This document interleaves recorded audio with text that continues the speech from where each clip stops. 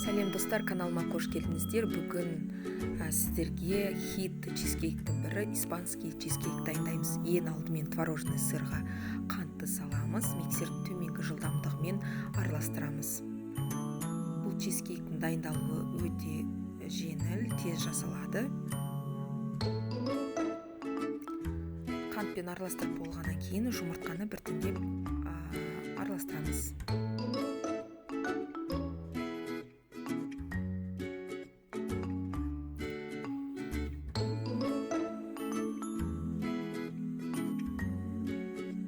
Содан кейін сливки құямыз. Сливкimiz міндетті түрде 30%-дан төмен болмауы қажет.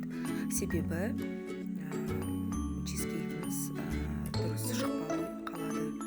Крахмал саламыз. Жүгері крахмалын болмаса ұн салуға болады. Араластырып алдық. Пешімізді 220 градусқа қыздырып қоямыз.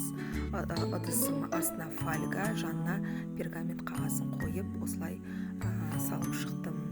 Формамның диаметрі 20 сантиметр. Енді 40-45 минут пісіреміз. Бұл чизкейк өте дәмді шығады, жасалуы тез, оңай. Испанский чизкейктің ерекшелігі беті күйіп піседі. Піскеннен кейін осылай көтеріліп тұрады. Міндетті түрде суытып, салқындатқаннан кейін формасын аласыздар. Осындай түрде дәмді болып шығады. Қалауынша шоколадты ертіп үстіне құюыңызға болады. Жасап көріңіздер, каналыма тіркеліңіздер.